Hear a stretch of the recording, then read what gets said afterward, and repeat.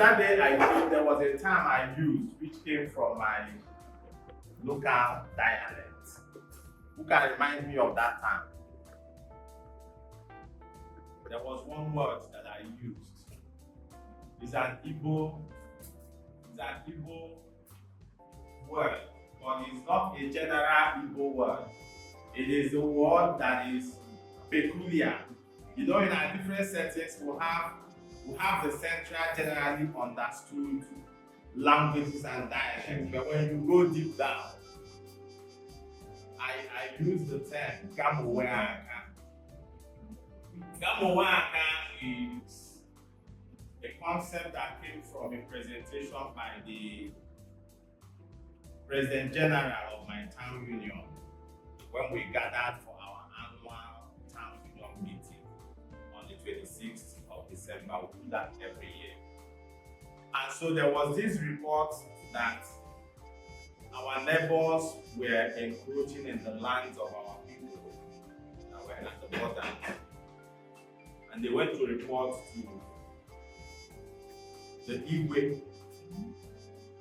And then the Igwe told them that those lands belong to us. That if you are really sure that you have a plot or plots of land in those areas, you should go and do what? Gamoweaka. Gamoweaka means if it is to plant, go and start planting there.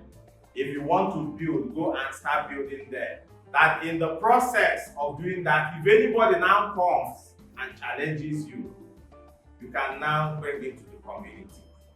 That's what the term means. And also you look at Genesis chapter 13, I believe, when Lot left Abraham, God showed up. He said, look to the east, look to the west, look to the north, look to the south. He says, as far as you can see, that is what I have given you. And then he told him another thing. He said, arise, walk through the land. Walk through the land. Walk through the land.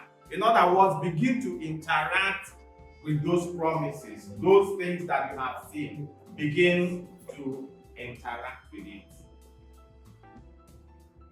And so some of the adjustments you have seen today is part of my interaction with what I have seen. Because I know a time will come, I will start and I am talking and I need to use slides because the audience is much. So what I am doing is that I am come away after what I have seen. What are you doing with your At the initial stage, there might be some flaws, but we keep perfecting the system. Perfecting the system. So if in your heart you have set particular goals, what are you doing about them? What action steps are you taking towards them on a daily basis? That's why we have this. And so today we're going to talk on diffusion. Diffusion, like I said, is a concept in biology.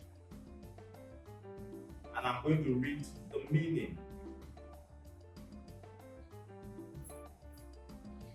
It says it refers to the process by which particles, substances, or ideas spread out and move from an area of higher concentration to an area of lower concentration, resulting in uniform distribution. It moves from an area of higher concentration to an area of lower concentration. And that is why you can stay in a room and apply perfume, fragrance. After some time, it begins to move from that area of higher concentration to other areas that people around you, people in the next room, begin to perceive the fragrance of the perfume you stayed at a particular place to apply. Diffusion. And then somebody will ask, how does it apply to me? 2 Corinthians chapter 2 verse 14. He said, but thanks be to God, for in union with Christ we are always led by God. as prisoners in Christ's victory procession. He said, God uses us to make the knowledge about Christ spread everywhere like a sweet fragrance. He said that God uses us as vehicles to spread everywhere the fragrance of the ability of Jesus Christ. Because he is no longer here, there are certain things that needs to be done. Because he's no longer here, life needs to go on. Because he's no longer here, situations will arise that people need food. Just like what transpired when he fed 5,000, 4,000, and the rest of them. Situations will arise when people, due to lack of knowledge, will be deprived of certain things. And so we are the vehicles he's going to ensure that the world remains intact. Today, we all make use of Facebook. We'll talk about Mark Zuckerberg, we'll talk about Elon Musk and all these other guys. But they didn't just wake up and become like that. At a point in time, they were small boys moving up. But if you look at them, look at their lives and their stories, you find out that there was always a driving force inside them. There was something they saw that kept pushing them. That where you are now, there are certain things you see inside you. You can't explain them. But then it's a driving force. It's a driving force. So what's driving you? Who are you? Because they are all like branches of a tree, and each branch produces fruit. Each branch produces fruit. Each branch produces fruit, and the fruit they produce is for the good of the collective. The mango tree in front of this office, as you're walking by, sometimes I go outside and I see Mohammed and those guys talking. And other times I see students that are just going talking mango. The mango is not saying the tree is just for me. It is because God created the mango to produce trees that will be of essence to the collective. That is the same way God has raised you up to be an answer to prayers, answers to issues in the lives of people. But you cannot get to that point when you become a solution if you see yourself as the problem. You need to come to a point in your heart, in your mind, that you know who you are. That when challenges comes at you, you know this is part of the building process. That when issues arise that are not in line with what you thought it would be, you understand that look. This is a vehicle that is moving me in the right direction. But for you to come to that point, you need to know who you are. So I want us to take a little time and just ask ourselves, who am I? I talked about it last week. Who am I? Who am I? I have seen myself in the Bible. I have seen myself in the Bible. I have seen myself as a solution. I have seen myself as a deliverer. Because looking at the circumstances of my birth, these are things you begin to interact with when you sit down and begin to think about your life. I looked at the circumstances of my birth. I was born during the war, and my parents were running during the Nigeria Biafra war. They were running. And at a point, I was crying. And one day, my father said they should throw me away. That my cry might attract the Nigerian soldiers, and then they will kill everybody. But my mother refused. And then I see my life in Moses. The situation, the environment wasn't good. That they were killing all children. But the parents decided we're not going to kill this child. So they did it. So I was born at a time that the environment was unfriendly. Maybe that's one of the things that has built up the capacity in me. That when environments get friendly, I don't move. And so he began to grow. He began to move. We began to move. That's from even while he was in the palace, he was thinking about his people. He left the palace and began. So some of the things I see in my life some level of discontent, dissatisfaction with things wey no concern me. Sometimes one person tell me, you no dey mind your business. I say, how can I mind my business when I am a solution to that problem? So I saw these patterns as I sat down and began to think about my life. Think about my life. Think about my life. What patterns have you seen in your life? You can't see these patterns until you begin to think deeply about your life. And so when I was at Abuja, I've told you people that story, and I was asking myself, 10 years after graduation, I don't even have a house. I'm not even sure of the next week. What's really wrong with me? That thought dropped. Have you ever considered your second name, Makwese? That you are. That is who you are. You are the king. You are the solution. Who are you, gentlemen? Because when issues come, they are knocking at your door, telling you that there is more inside you than now. Telling you that there is more, that you can do more. You don't shy away from them, you don't steal them away, you don't complain away from them, but you sit down and you begin to ask yourself, what do I do? There are issues that are knocking at your door individually, in your family, whatever. Those are the places God has given you an assignment. What are you doing about them? And that's why one of the things we talk about my LinkedIn page is the bounce up concept. It's not just bounce back. When you bounce back, you get at the same level. You can imagine a situation whereby Joseph talks to the butler and then they remove him from prison and he comes back and he's staying in the house of Potiphar, or he's walking the streets of Egypt a free man. So no significance. But look at where he walks and where he is. That's what we're talking about. That the power to bounce up lies inside you. But you need to engage it. You need to engage it. You need to see your life from a different perspective. You need to engage your life constructively. You need to engage the situation constructively and begin to ask the right questions. Because the questions you ask determine the answer you get. And so Paul tells us in the Bible, he said, I take pleasure in infirmities.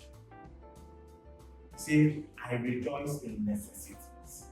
For when I am weak, then I am strong. So what are the necessities in your life today that are making you feel less like a man or a woman? That your friends look at and they say, this one, forget that. You know, that one has no story. At least I know in my immediate space, there are some of the people who used to despise me that walk up to me and ask me for what to do. But the other hand, gladly do it for them. Not for friends. But just like Jesus said, I say, Father, forgive them for they do not what they do. At the point in time, my account officer in Zenith, the guy wasn't paying any attention to me. My office was at a point. And this guy said, this guy wasn't doing the opportunity that I think he was doing. I'll call the guy to take that attention. Until I moved. And maybe they gave him a target one day he came. Or say Mr. Okay, you must see any activities. They've given me this target, blah blah blah blah blah. In my mind I was saying, this guy doesn't know that this target. And if he had paid attention to me, I would have contributed at least 25 or 30% on that target. But then I moved on. So whoever looks at you and classifies you based on what they say is making a mistake. They are insignificant. Their opinion doesn't matter. What really matters is your opinion.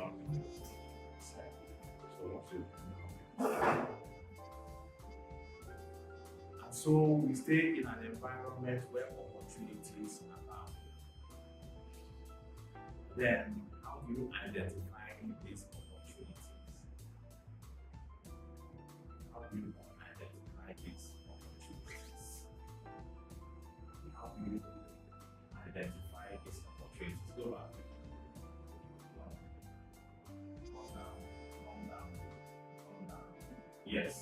He says all of creation waits with eager longing for God to reveal his children. He say all of creation are eagerly waiting for God to reveal who is true and not.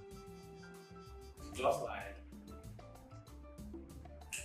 when Tinubu son shows up, don't give a point to tell him that it's, you understand, the son of the president. Or those days that Abacha was in power, his sons were, you don't even need anybody to tell you. So if you are a child of God, people are waiting for you to show, because you need to come up showcasing what is deposited inside you.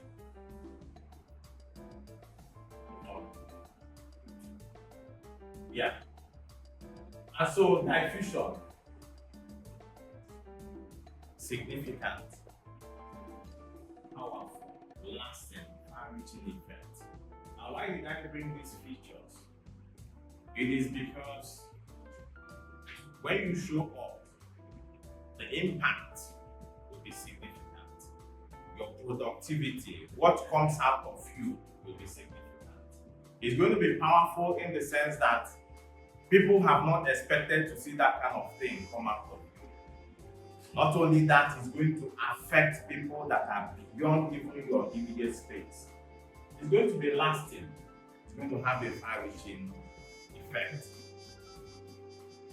That is who we are. We are not just self-centered individuals trying to survive.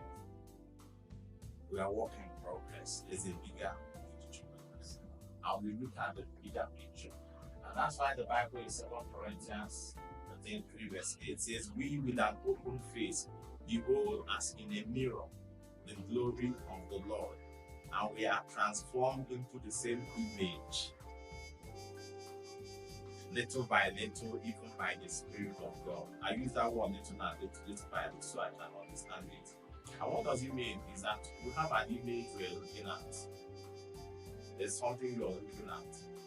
You are transformed into that person, little by little, day by day, day by day. Something is responsible for the transformation. And the transformation, first of all, happens inside you before it shows up. But then if you're not looking at something, you find out that the transformation will take place. So what are you looking at? That thing you're looking at is the bigger picture. That thing you're looking at is the main you. So I come back to the question, who are you? When I interact with young people, like when we had those students during the vacation, I was asking them 20 years from today, where do you expect to be? I asked, I will grant a lot of things. I'm sure 20 years, that's the bigger picture that will keep driving you. So if you don't have a picture that is driving you, you don't have an image that is driving you, when issues arise, you're scattered, your orientation is, everything about you is scattered, you keep coming afresh. And so what we're doing in Works and Grace is that we're raising men, we're raising leaders, thought leaders, we're raising captains of industries. Yes, we are involved in the day-to-day activities, but that's not the big. The big picture is that Francis rises up. He has a corporation employing massive people, doing things all over the world. Because government is not solve our problem. The solution lies in the individuals. And then Amarachi rises up. And then girls like her, look at her, see how she's doing. And there's great encouragement. They know they don't have to depend on any man. Just like what Linda Engage does. You can engage in productive work and bring your lineage out of poverty. Be a solution. That's what we are doing on Works and Gates, raising leaders that are going to play at the global stage. And so our confession for the year 2025, I declared it our year of tremendous impact. Our year of tremendous impact. The impact we're going to have this year transcends our family, goes beyond our immediate family, goes beyond our environment. It affects people all around us. And that's why the concept of diffusion is very important. from an area of high concentration to areas of lower concentration. So in your space, the impact of what you have produced 2025 is seen. And then not only that it is seen, it has become so powerful that it begins to move from one level to the other, affecting the lives of people in your network. That's our goal for 2025. And we can do it. We can do it. All we need to do is agree as a team. So when you look at that confession, you see certain things that are integrated into them that is responsible for the growth and multiplication you experience. So gentlemen and ladies, let's go. Tell yourself, this is my year. I don't lack. I am the solution. I am victorious. I am not a victim. Whatever is happening in the environment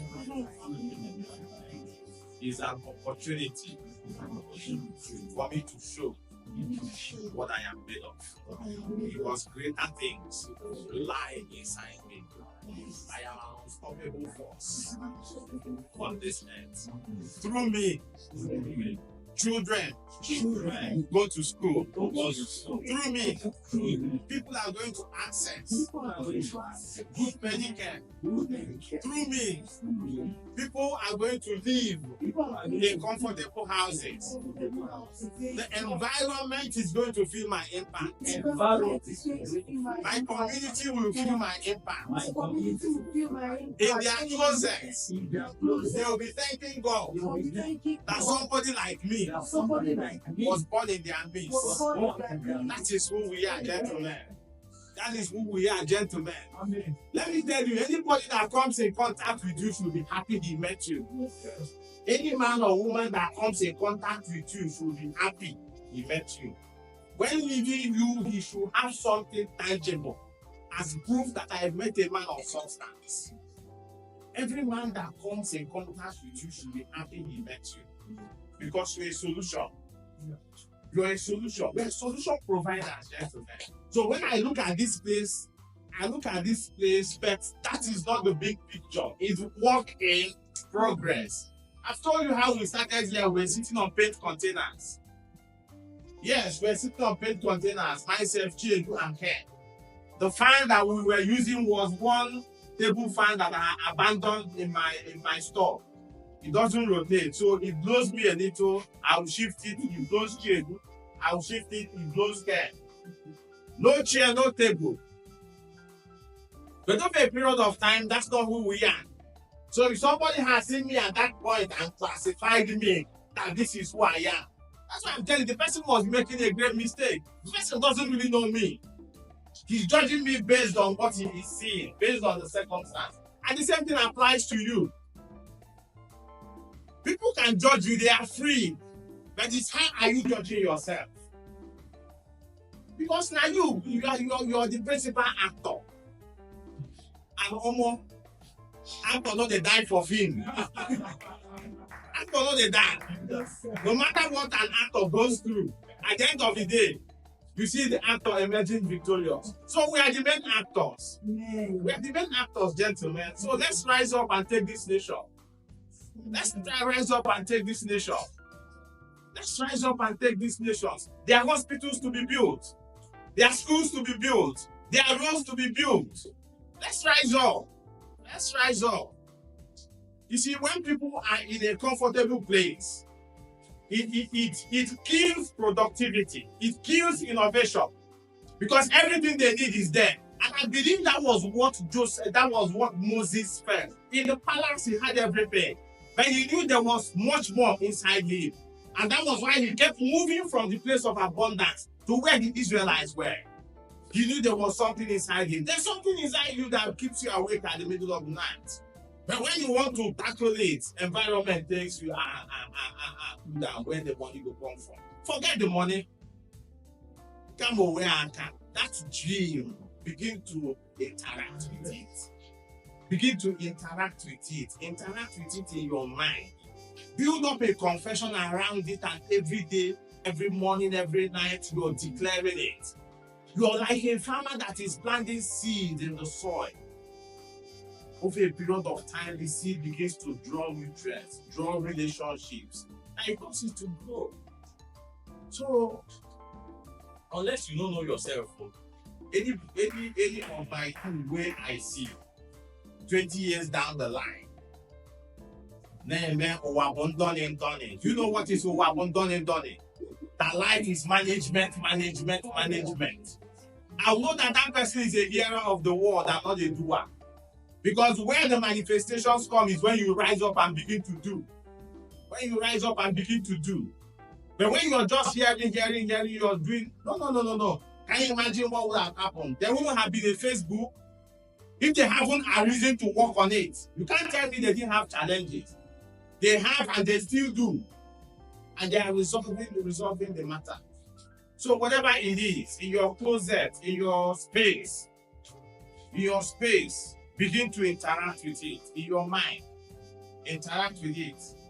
And one day, we'll reach out to you to give us $10 million. Yeah, so I know they shake. So make you don't shake. God bless you all and have a wonderful day.